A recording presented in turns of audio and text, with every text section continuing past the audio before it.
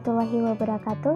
Yang saya hormati Bapak Gusti Adi Pranoto SIMM selaku dosen mata kuliah pengantar bisnis. Perkenalkan, nama saya Mirna Juningsih, kelas 1C Fakultas Ekonomi dan Bisnis. Di sini saya akan mempresentasikan materi pertemuan ke-10 yaitu tentang fungsi pemimpin.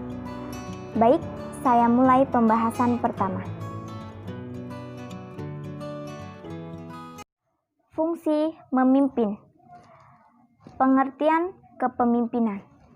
Kepemimpinan adalah suatu proses yang dilakukan manajer perusahaan untuk mengarah dan memengaruhi para bawahannya dalam kegiatan yang berhubungan dengan tugas agar para bawahannya tersebut mau mengarahkan seluruh kemampuan baik sebagai pribadi maupun sebagai anggota suatu tim untuk mencapai tujuan yang telah ditetapkan perusahaan. Pemimpin harus mampu memengaruhi para bawahannya baik dengan perkataan, sikap, kepribadian, dan perbuatan agar para bawahannya mau bekerja sama dengan proses pencapaian tujuan perusahaan. Penggunaan kekuasaan. Kekuasaan atau power adalah kemampuan yang dimiliki seseorang untuk menguasai sumber daya manusia, informasi, dan material agar suatu pekerjaan dapat dilaksanakan. Mentoring. Mentor adalah seorang individu yang secara sistematis mengembangkan kemampuan orang lain melalui pelatihan dan pembimbingan yang intensif. Manajer sebagai mentor dapat menjalankan dua fungsi yang penting, yaitu 1. Fungsi meningkatkan karir, yang kedua, fungsi memberikan dukungan fisiologis dan sosial. Modifikasi perilaku. Modifikasi perilaku adalah pengelolaan sistematis terhadap berbagai faktor yang ada di lingkungan sehingga seseorang yang berada di dalamnya lebih sering dilakukan pekerjaan yang benar dibanding yang salah. Memotivasi. Motivasi merupakan hasil interaksi yang dialami individu, karyawan maupun manajer dengan situasi yang melingkupinya sehingga motivasi yang dimiliki seseorang akan berbeda untuk berbagai situasi yang berbeda. Komunikasi.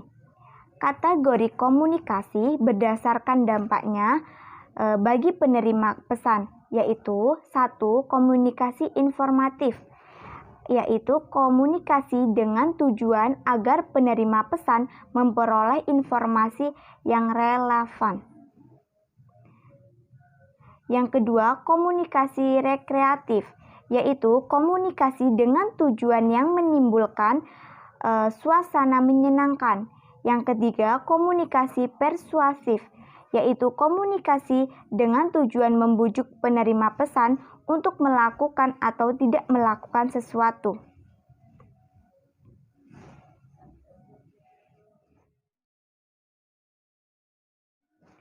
Fungsi pengendalian. Pengertian pengendalian. Pengendalian merupakan proses monitoring terhadap berbagai aktivitas yang dilakukan sumber daya organisasi untuk memastikan bahwa aktivitas yang dilakukan tersebut akan dapat mencapai tujuan yang telah ditetapkan dan ditindak koreksi dapat dilakukan untuk memperbaiki penyimpangan yang terjadi. Kriteria pengendalian efektif, yaitu sistem pengendalian tersebut harus memenuhi berbagai kriteria sebagai berikut. Yang pertama, sistem pengendalian harus berhubungan dengan strategi perusahaan. Yang kedua, memaksimalkan seluruh langkah di dalam proses pengendalian. Yang ketiga, mengandung ukuran yang objektif dan subjektif. Yang keempat, memiliki kerangka waktu feedback yang jelas. Yang kelima, dapat diterima oleh para pekerja. Baik, cukup sekian yang dapat saya sampaikan. Kurang dan lebihnya saya mohon maaf. Saya akhiri. Wabillahi taufiq wal hidayah. Wassalamualaikum warahmatullahi wabarakatuh.